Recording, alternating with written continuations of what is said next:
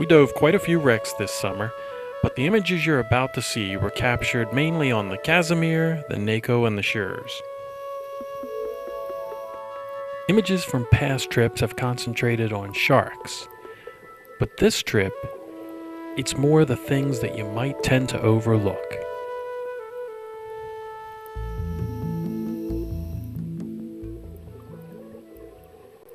For instance, look at this sea cucumber. You might typically tend to pass him up, but here's one that's actually moving, and it's not often you get to see that. As a matter of fact, this one's moving so much you might even call it dancing.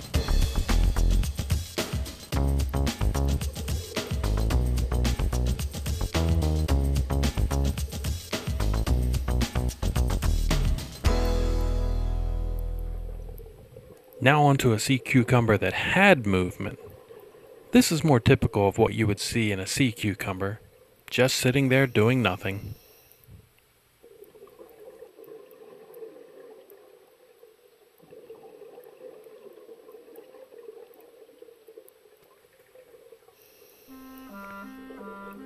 This was a trip of firsts, and this was my first Nudie Brock. Nudie Broncs are gastropods, and in their larval stage they have shells, but they lose them as they mature. This little guy is really trying to hold on as the current drags him back and forth, but he's making his way across the wreck.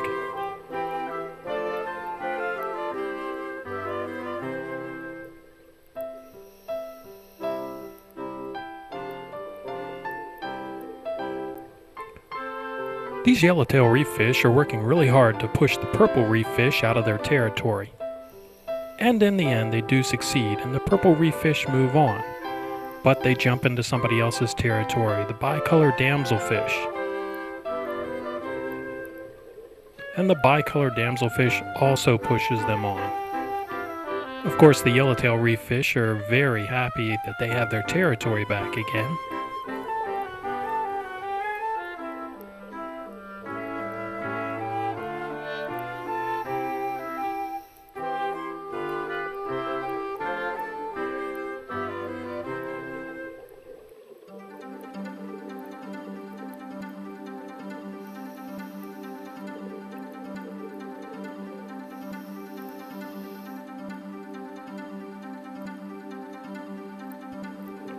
As we zip across a section of the Nako, we come to one of the smaller inhabitants of the wreck. It's the blenny. These little guys are only 1 to 2 inches in length, and they crawl about with their ventral fins, like they're using them as a set of arms. They tend to stay close to home, just in case they need to duck back into their hole. Here's another little guy.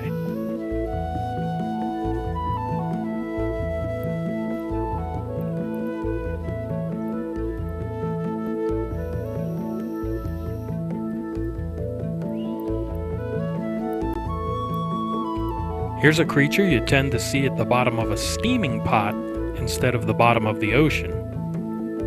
But here he was in North Carolina, just minding his own business, hiding back in his crevice.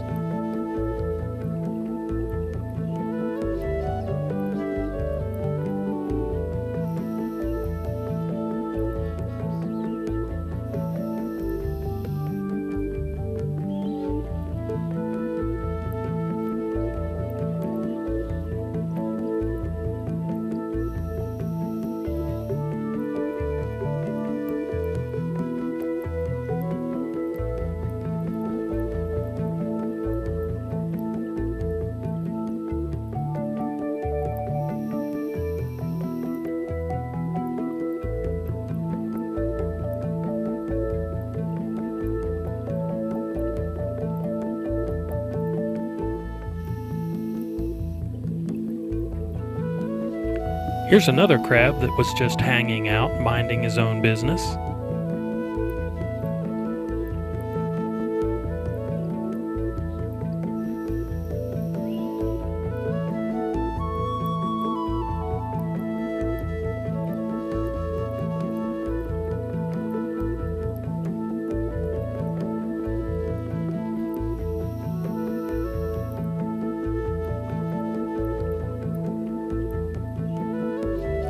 This little guy can clean his own eyes, but he does it in a very unusual way, by putting them in his mouth.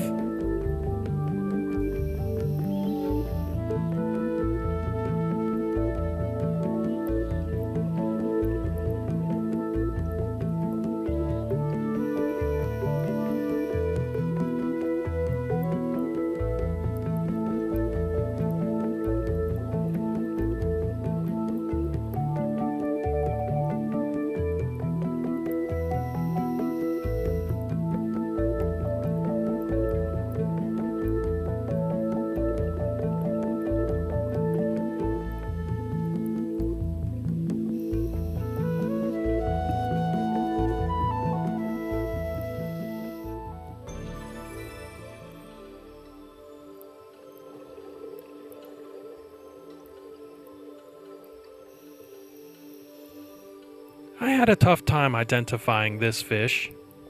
I had never seen one quite like it before with that big eye. But that big eye was the best clue, and in fact, it's the big eye fish. The big eye looks very much like the glass eye snapper, except the glass eye snapper has silver bars on its back and tends to hang out on shallow reefs. We found this little guy at 130 feet. Which is why he's not really that red looking, because all red light, by the time you get to 130 feet, is absorbed by the water. So things that are bright red just sort of look brown or black or blah.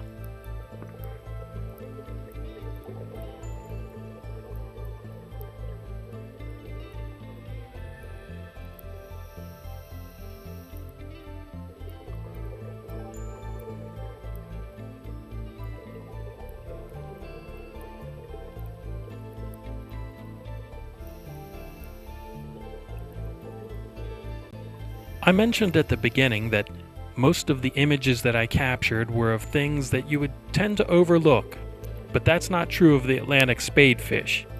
These guys are all over the place and we see them all the time.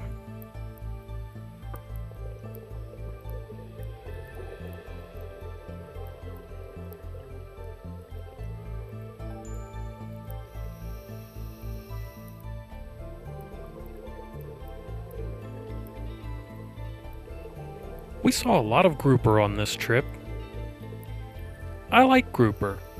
They're kind of unusual in that they're hermaphroditic.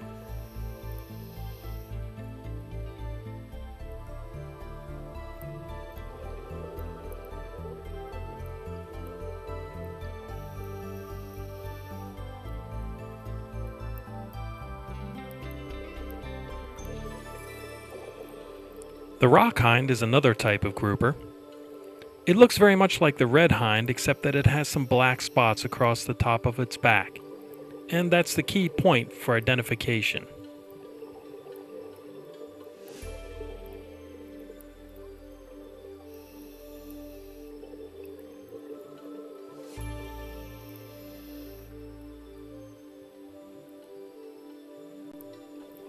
There are always moray eels on a wreck. They usually hide back in a hole. But they're pretty curious and they come out to see what's going on. Unlike conger eels, moray eels have no pectoral fins.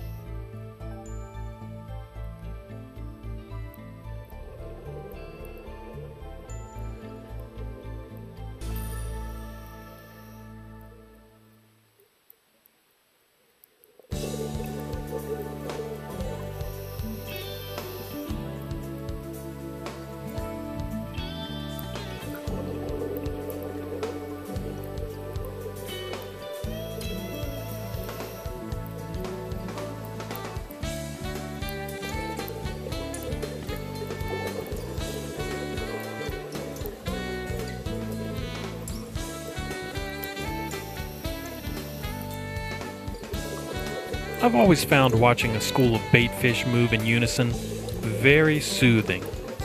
However, When you see them move in unison very quickly, you know that somebody else is having something to eat.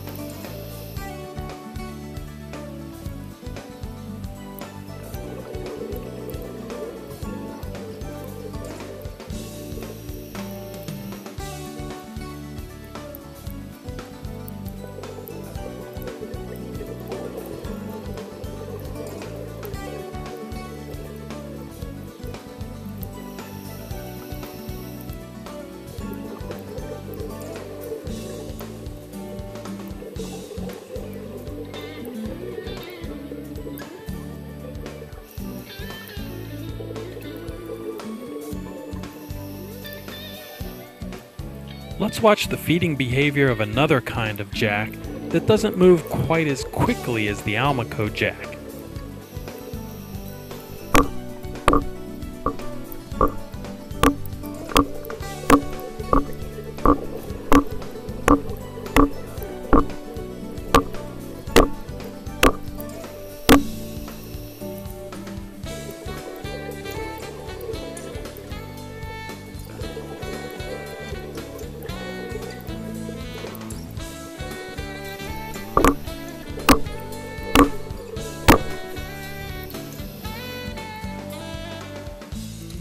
Pufferfish are interesting because they can draw in water and inflate their body kind of like a balloon. But this puffer is very relaxed and has no need to inflate.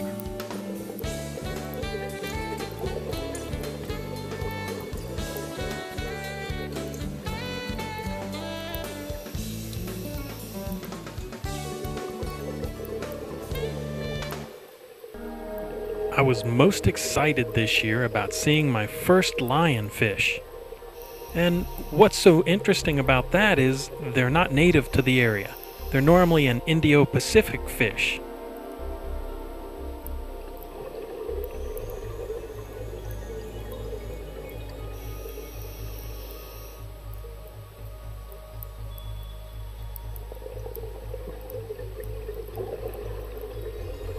The first people to spot lionfish in North Carolina were Trish and Daryl Boyer. When Trish and Daryl returned to the Atlantis 4 after a 130-foot dive and said they spotted lionfish on the bottom, well, the crew kind of looked at them a little funny and wondered if maybe they didn't have a little too much nitrogen in their systems. Well, after a second dive and taking a camera along with them, the proof was there.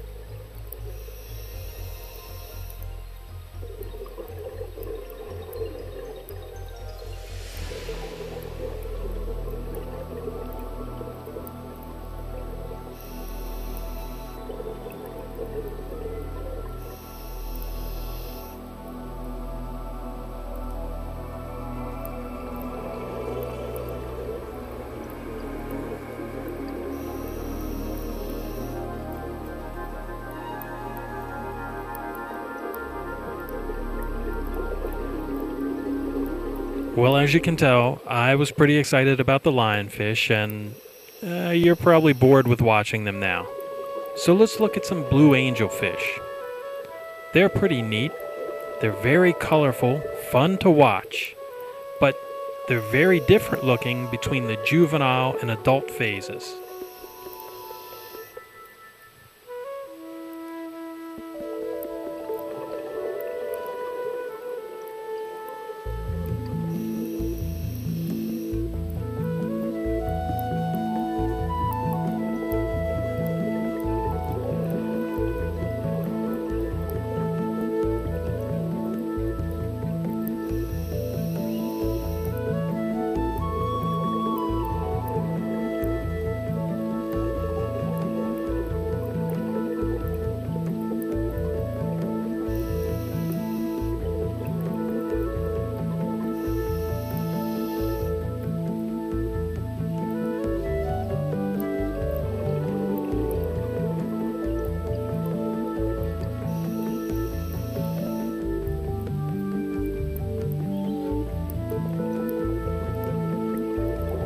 At first glance, you might think these are trumpetfish, but look closely at their tail and you'll see that there's a tail filament that extends beyond the tail fin. That's how you know that these are blue-spotted cornetfish.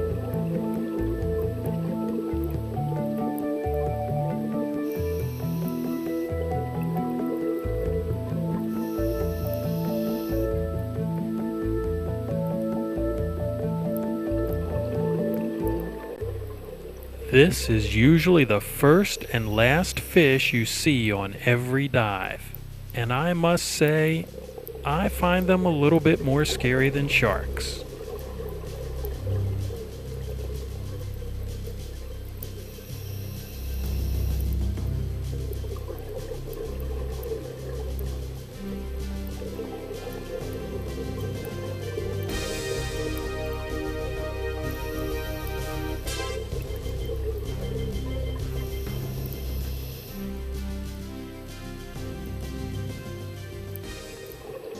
Well, that concludes this installment of North Carolina Diving, and I hope everyone on the trips this summer had a great time.